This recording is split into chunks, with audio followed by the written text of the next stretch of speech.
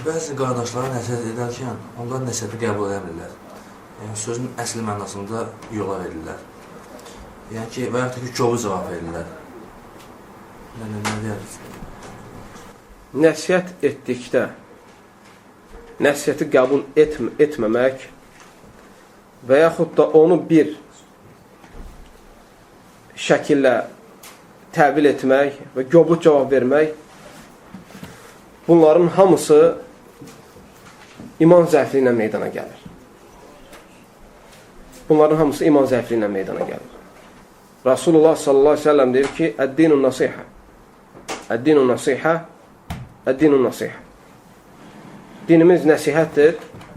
Dinimiz nəsihətdir və dinimiz nəsihətdir.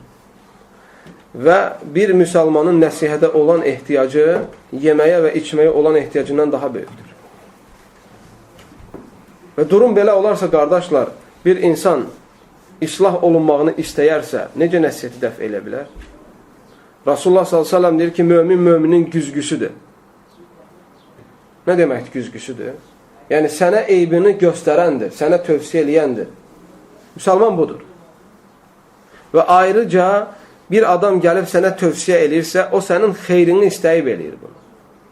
Yoxsa sənə görə gəlib başını ağrıtmaz. Sənə görə gəlib vaxt ayırmaz. Bir adam sənə tövsiyə eləyirsə, sən ona gərək qulaq asasan.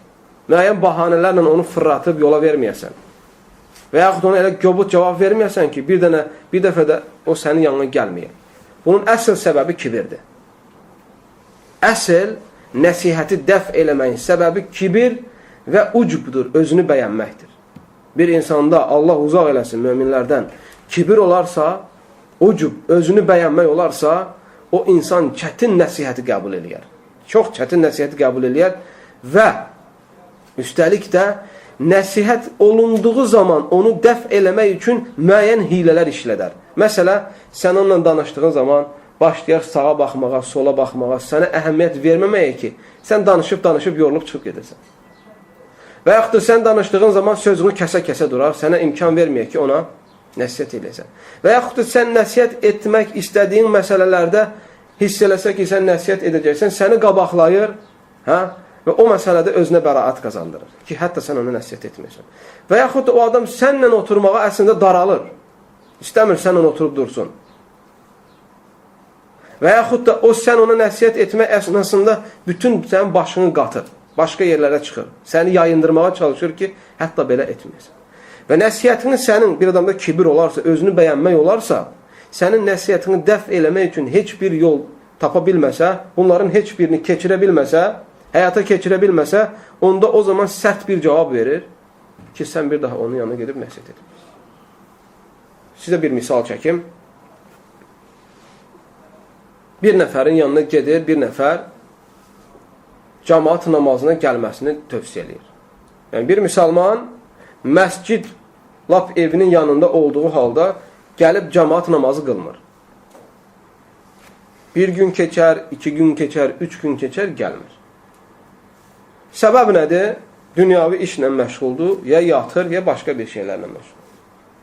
Bir qardaş da gedir ona tövsiyə eləyir ki, gəl qardaşım, əzəni eşidirsən, ağızla verilən normal əzəni eşidirsən və burada 5 vaxt namaz qılınır, əzən olunur və heç bir mane də yoxdur. İndi siz baxın, bu adamda kibir varsa, ucub varsa, bu yolların hamısını istifadə eləyəcək ki, hətta bunu dəf eləsin. Hətta görsə ki, qarşısındakı şəriətdən yaxşı bilmir, bəlkə də dəlillərdən istifadə elər ki, bu bundan çəkinsin. Yəni, dəlilləri öz mənfəətinə, öz xeyrinə yozar. Bir misal, həmin misal isə çəkim, bir halı belə olan qardaşın yanına bir adam gedir, tövsiyə eləyir. Və deyir ki, bu qardaş savadlı bir, elmli bir qardaş deyil. Lakin bildiyi var ki, cəmaat namazını qılmaq vacibdir. Deyir, özü danışır mənə. Deyir, getdim bu adamın yanına. Dedim ki, gəl cəmaat namazı qılaq. Cəmaat namazını tərk eləmək olmaz. Deyir, mənə hədis gətirdi ki, sən bilmirsən. Rasulullah sallallahu aleyhi ve sellem deyir ki, evlərinizi qəbir halına çevirməyin. Orada namaz qılın. Bu da susur. Deyir, bax, mənə dəlil gətirdi. Özündən də üzr istəyir ki, mən bilmirdim və çıxır gedir. Şahid buradadır ki, möhtərəm qardaşlar, Rasulullah s.ə.v hədisi səhih hədisdir. Lakin Rasulullah bunu sünnə namazlarına deyir. Vacib olan namazlara deyil. Ona görə o qarşısındakini yayındırmaq üçün, fırlatmaq üçün, nəsiyyətini qəbul etməmək üçün hiss etsə ki, cahildir, bəlkə də özünü ağa çıxartmaq üçün dəlillə gətirəcək. Yerində olmayan bir dəlil.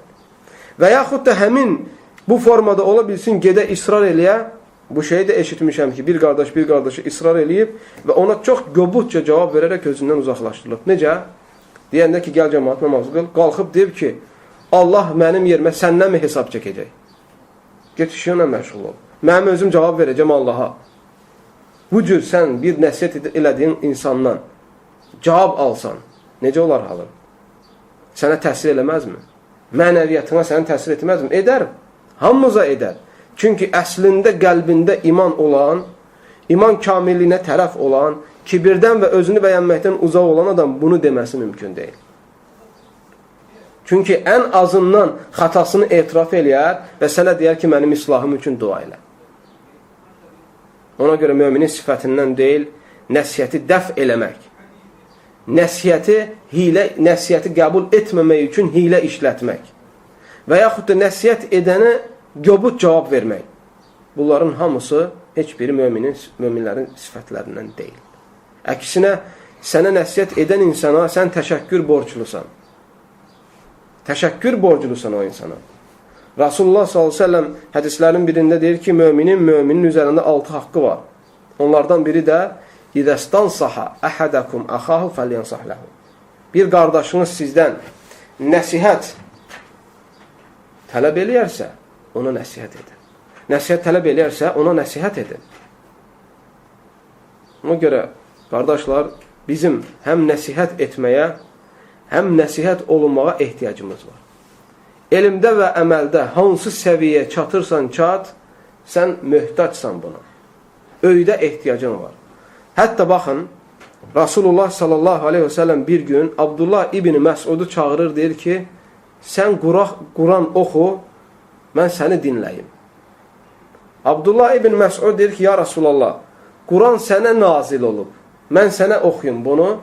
Deyir ki, bəli, mən Quranı başqasından dinləmək istəyirəm. Allah Teala Quran-ı Kərimdə nə deyir, qardaşlar? Quran sizlər üçün bir öyüd nəsihətdir. Yəni, Rasulullah sallallahu aleyhi ve sellem də həmçinin istəyir ki, başqasının dilindən eşitsin bu öyüd nəsihəti. Ona görə biz bu nəsihəti paylaşmalıyıq və daima köksümüzü, qəlbimizi açmalıyıq ki, həm nəsihət olmaq, həm də nəsihət edək. Əksi təqdirdə biz ya kibirlərdən hesab olarıq, ya da özünü bəyənlərdən. Allah bizi hər iki pis sifətdən xilas eyləsin. İxlasla.com saytı tərəfindən təqdim olundu.